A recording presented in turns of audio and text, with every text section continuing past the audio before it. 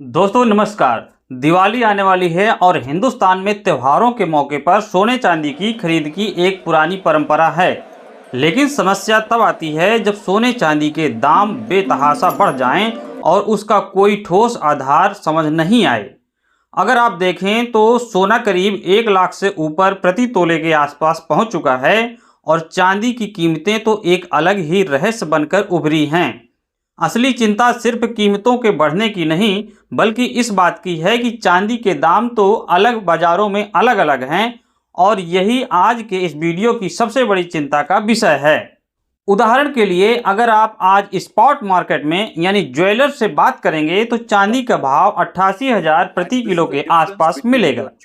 लेकिन वहीं दूसरी ओर कमोडिटी एक्सचेंज MCX पर चांदी का भाव 73,000 रुपया प्रति किलो के आसपास है।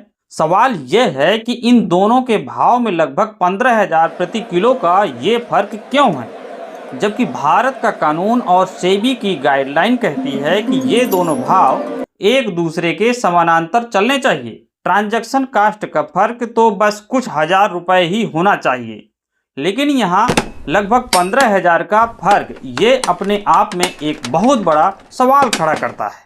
आज हम इसी की चर्चा करेंगे। दोस्तों, क्या भारत की अर्थव्यवस्था में कुछ ऐसा हो रहा है जो हमें समझ में नहीं आ रहा है और इसका खामियाजा बहुत गंभीर हो सकता है? अभी तक हमने रेयर अर्थ मिनरल्स की बात की थी, लेकिन दोस्तों जिस प्रोडक्ट में रेयर अर्थ लगते हैं वहाँ चांदी का भी इस्तेमाल होता है। Solar panel, electronics, EVs, pharma, हर जगह चांदी एक इंडस्ट्रीज रॉ मटेरियल है। एक तरफ रेयर अर्थ हमारी पहुंच से बाहर है और अगर चांदी के दाम भी इस तरह से बेकाबू हों तो आपको क्या लगता है, क्या इसके पीछे भारत की मेक इन इंडिया योजना को प्रभावित करने का इरादा है या कुछ और है? इसे समझना बहुत ज़रूरी है। दोस्तों, अगर हम दुनिया भर में चांदी के दाम देखें, अमेरिका, UK, चाइना, इसका अंतर्राष्ट्रीय भाव लगभग 25 से 26 डॉलर प्रति आउंस या लगभग 68,000 से 70,000 प्रति किलो है। अब भारत में ज़्यादातर चांदी हम आयात करते हैं। इसमें 6% कस्टम ड्यूटी और 3% GST जुड़ती है। कुल मिलाकर 9 से 10% का अतिरिक्त खर्च। इस हिसाब से MCX पर 73,000 का भाव लगभग सही लगता है। तो फिर सवाल ये है कि स्पॉट मार्केट में 88,000 का भाव क्यों है? अगर स्पॉट मार्केट में 88,000 है तो ये भाव MCX पर क्यों नहीं दिख रहा है?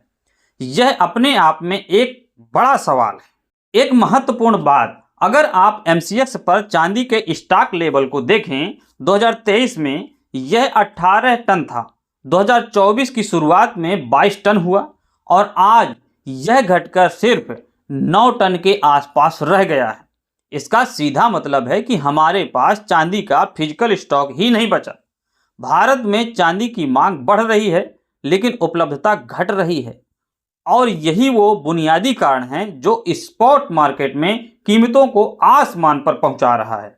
और इसी संकट का असर अब म्यूचुअल फंड्स पर पड़ रहा है। कोटक महिंद्रा और UTI जैसे बड़ी म्यूचुअल फंड कंपनियों ने अपने सिल्वर ETF में नई सब्सक्रिप्शन रोक दी है। कारण, कानून कहता है कि जब आप ETF में पैसा लगाते हैं तो फंड हाउस को उतनी ही चांदी फिजिकल खरीद कर रखनी होती है। लेकिन प्रॉब्लम यह है कि वो एक्सचेंज से चांदी का भाव 73,000 में देख रहे हैं, लेकिन बाजार से फिजिकल चांदी खरीदनी है 88,000 में। क्या ये संभव है? बिल्कुल नहीं। इसलिए उन्होंने निवेश रोक दिया है। आने वाले दिनों में और फंड भी ऐसे ही कर सकते हैं। तो दोस्तों, मुद्दा साफ है। पहला, फिजिकल शॉर्टेज। MCX पर चांदी का स्टॉक बहुत कम है। दूसरा है high domestic premium. Spot market में चांदी international price plus import duty से भी 20 से 25% महंगी बिक रही है। तीसरा है प्राइस डिस्कनेक्ट। एक्सचेंज और स्पॉट मार्केट के भाव में बहुत बड़ा गैप है जो कि सामान्य नहीं है। ये सारे संकेत बताते हैं कि बाजार में कुछ गड़बड़ है। कहीं कोई जानबूझकर कीमतों को मैनिपुलेट तो नहीं कर रहा? क्या कोई कार्टेल बना हुआ है? ये सेबी के लिए एक बड़ा सवाल है। तो सेबी और सरकार को क्या करना चाहिए? मेरी नज़र में ये कदम जरूरी है। पहला है स्पॉट प्राइस मैकेनिज्म की जांच। ये देखना होगा कि स्पॉट प्राइस कैसे तय हो रही है, कहीं व्यापारी एक्सचेंज को गलत जानकारी तो नहीं दे रहे हैं। पोजीशन लिमिट टाइट करना, ताकि कोई एक बड़ा प्लेयर मार्केट को नियंत्रित ना कर सके। तीसरा है डिलीवरी मैकेनिज्म मजबूत करना, ताकि एक्सचेंज पर ज़्यादा से ज़्यादा फिजिकल चांदी की आपूर्ति हो सके। चौथा है इन्वेस्टर प्रोटेक्शन, रिटेल इन्वेस्टर्स को सिल्वर ETF और फंड्स के रिस्क के बारे में स्पष्टता से बताना। पांचवा है इंटर मिनिस्ट्री टास्क फोर्स, वित्त मंत्रालय और कॉमर्स मंत्रालय को मिलकर इस संकट का हल निकालना चाहिए। दोस्तों, चांदी सिर्फ एक कीमती धातु नहीं है, बल्कि हमारी इंडस्ट्रियल ग्रोथ की रीढ़ है। अगर इसके दाम ऐसे ही अस्त व्यस्त रहे तो इसका असर हमारी इकोनॉमी, मेक इन इंडिया और आम निवेशक की जेब पर पड़ेगा। उम्मीद है ये वीडियो आपको पसंद आया होगा। अगर आपको लगता है कि ये जानकारी जरूरी है तो इस वीडियो को शेयर जरूर करें, अपने विचार कमेंट्स में लिखें और ऐसी ही गहन एनालिसिस के लिए हमारे चैनल को सब्सक्राइब करें और बेल आइकन को दबाना ना भूलें। दिवाली की ढेरों शुभकामनाएं। धन्यवाद।